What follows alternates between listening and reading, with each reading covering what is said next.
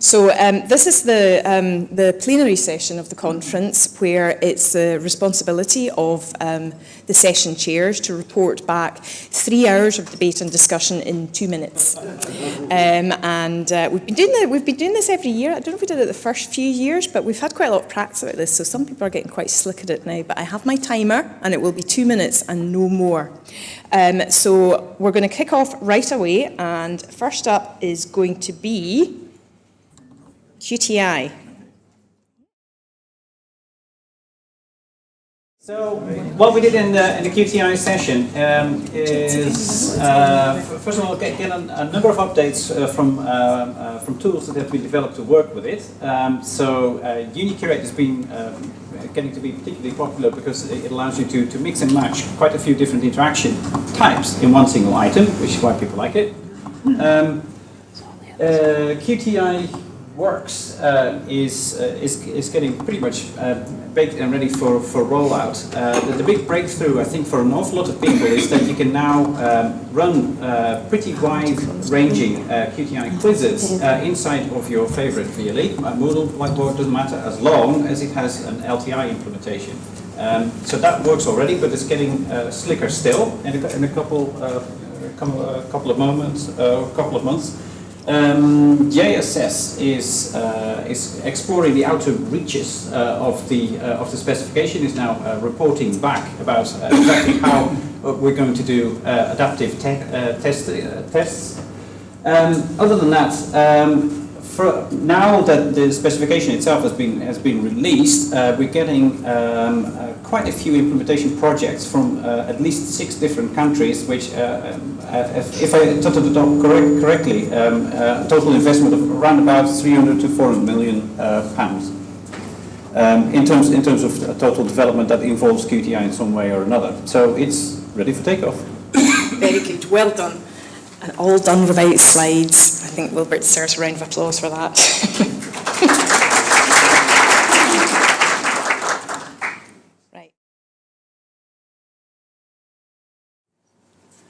So we started off this session with Andy Ewell from HESA talking a little bit about the background of this Higher Education Information Landscapes project, where it come from, where it's going to. He emphasised that underpinning this really was something in a white paper that pretty much spelt out the importance of the data landscape, and he saw this as being an opportunity for us to be able to do things and to pitch things that there wasn't opportunity to do a few years ago. Hence, Seize the Day was kind of the title. So we spent quite a long time talking about it, and we had some lightning talks. There were 5 people there. We had Alan Paul talking about useful applications from a learner perspective in course data and how that related to the learning, the HE information landscape.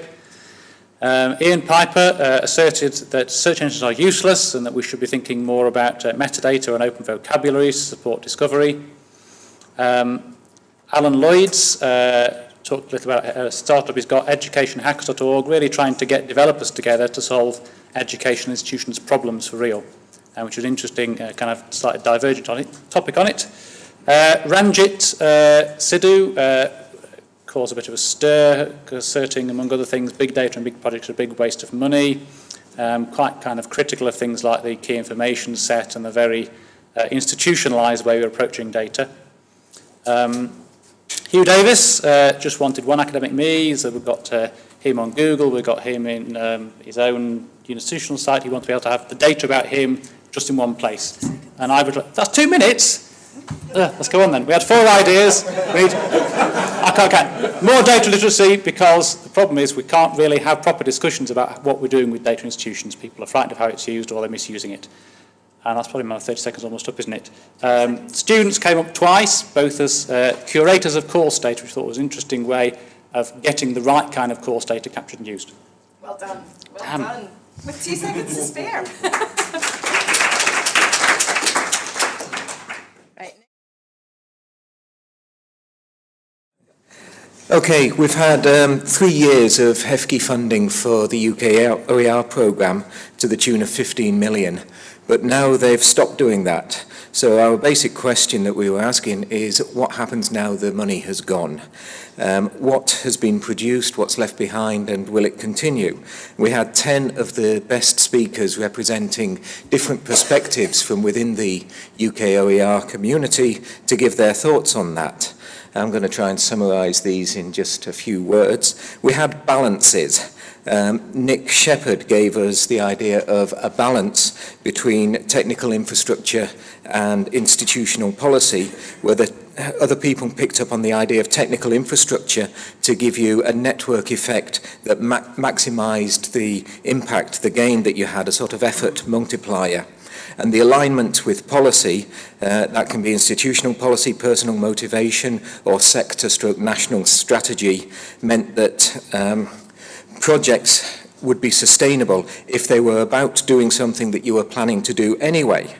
But David Kernahan warned us to watch out for imbalances, that the burden of the technical, legal, policy requirements don't outweigh what your average cuddly academic who wants to play with OER can support. If the support goes, then your academic will be left stranded. But is what appeals to individuals about OER the same as what appeals to institutions? Is their open our open? And we had MOOCs, of course, come up in conversation. They're described as the distant cousins of OER that no longer get on. And the parallel was drawn with access to the countryside through footpaths, where you have to stick to the path, but also national parks, where you've got the right to roam, but you have to go to them. Finished. Oh, well done. I told you they were good once they got going, eh?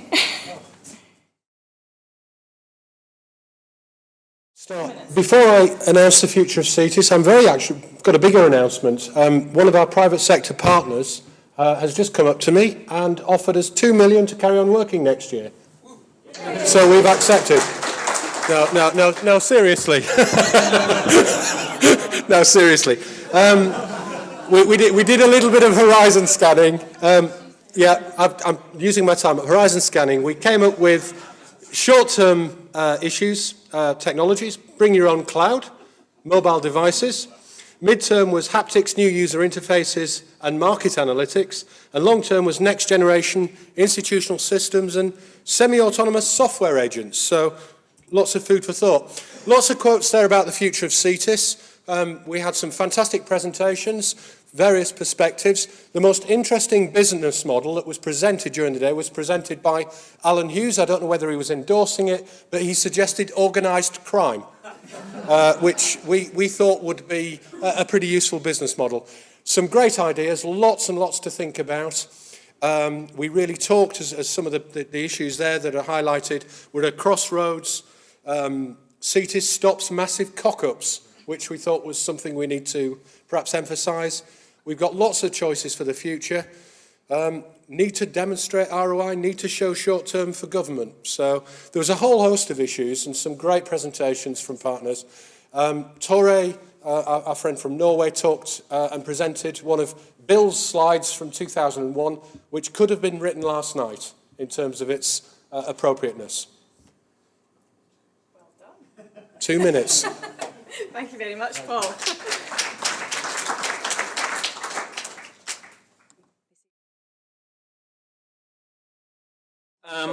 Three interesting issues came up in our group about open innovation, looking at open innovation models. Inevitably, it covered also open data and things. First issue was a distinction between opening up defined resources to new channels, new audiences, and actually bringing new people into your development process.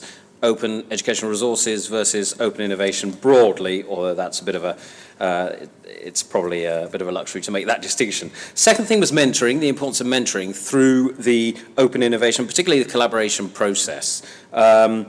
Critical friends, using critical friends to mentor people through to guide and challenge, really, as they're collaborating. The word blessing came up, and I thought that was rather a nice concept, giving their blessing to ideas.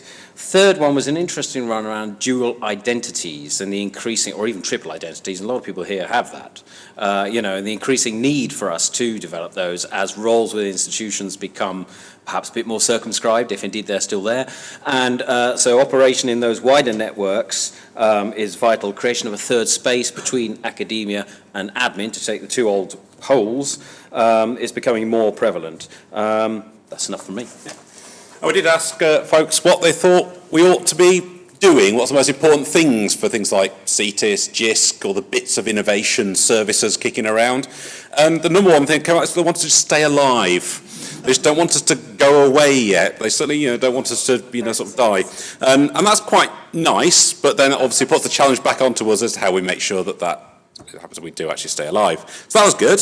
But the other thing people said was interesting, which came up, was about mining the buried treasure.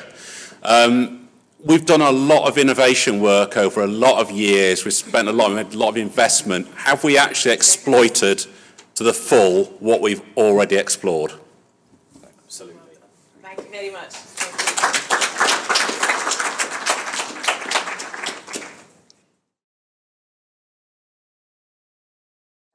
Okay, this session was framed as an opportunity to think forward. What would happen, what opportunities would arise if we had a good infrastructure in place with lots of linked data, outcomes, competences, etc., linked to frameworks from all kinds of things, from everything you can think of, really.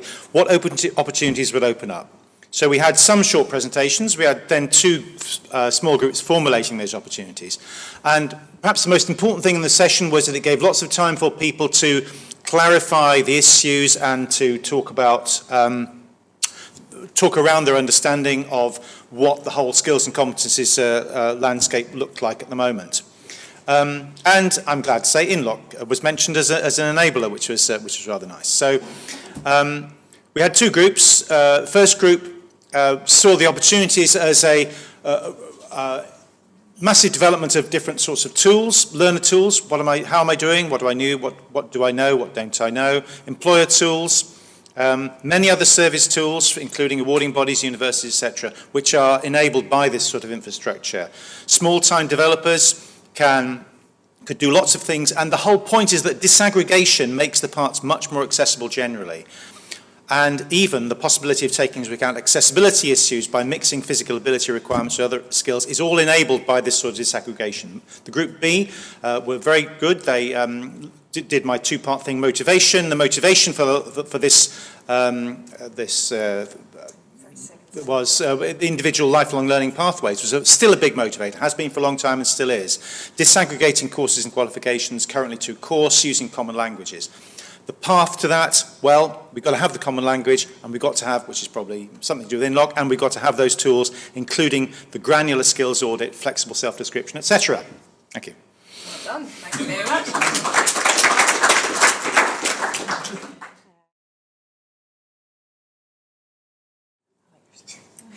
Okay, we had a bit of a technical hitch with our slides as well that got lost, but I think one of the key things that came out of our session was about analytics and institutional capabilities was that actually it's not the data that's important, it's the questions that you ask and how using the data can help you answer the really important questions. So we started off with a kind of a data rush, if you like, and Martin took us through a series of slides comparing what's happening with big data and this data rush and how we're all jumping on to the big data bandwagon. But we have to be careful about how we refine that data, or continuing with the oil analogy, we might end up putting petrol into a diesel engine, which wouldn't be very good. And that brought us again around to some questions, and we were looking at some diagrams, and the whole issue of data literacy came up, and how you ask questions and understanding information and visualizations from data is very important as well. Then we had Sid, and Sid brought us back down to earth with a mighty bump, talking about big data, and I actually was going to use the quote that Adam had in his slide, but he was actually questioning the need for big data, and actually maybe what we need to think about a bit more is local data, because we have a lot of local data, and we need to make local decisions, so we should be looking at that. So I think he inspired and terrified us in equal measures, by mentioning how actually clearing last year was a bit of a game changer for institutions in terms of what data they were using and what they were sharing. And we also had a quick look at some of the KISS information information, and I think we've probably caused a spike in the Unistats website, which is not having much traffic, but we'll have from our think, okay, 30 seconds. Then we had some really great presentations from people who are actually doing analytics, maybe didn't realise that that's what they were doing. So we had a great presentation from Mark Stubbs about stuff they're looking at in terms of looking at the NSS data and VLE data and how they're actually having impact on students and changing their course designs. Then we had Jean Mutton from Derby talking about their engagement analytics. We've got a new case study that was just launched today. There's more information about that. Then we had Simon Buckingham-Shum from the Open University, who took us on a mini tour of a lot of the work that they're doing at the OU, and ended up back to big data with MOOCs and big data and analytics. Well done, Sheila. I honestly had no idea that Sheila could talk that fast. Yeah, how to sum up a session that, well, it's impossible really, I can't do it, so I'm not going to try. Suzanne Hardy and Pat Lockley introduced, pardon? Shut up. They'd set up a nice little simple quiz game thing. It came from sort of investigating why people don't contribute to mailing lists. We didn't really answer that one. But there's the website, there's a Twitter name. Have a look, you'll figure it out for yourself. Xenakis, we decided that that's going to be a big disruptor in education, particularly being backed by a certain person's surname that we're not going to mention because I'm being streamed. We talked about Phil Barker's hair. And one of the sentences that came up was evilness is evenly distributed. That's not connected to Phil Barker's hair. And then we kept on going off on tangents on everything, you know, what a surprise. And something sort of formed from that, and it was basically Laurie. The message was just don't get me started.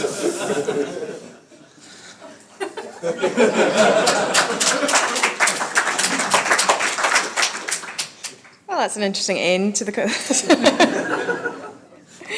Thank you very much.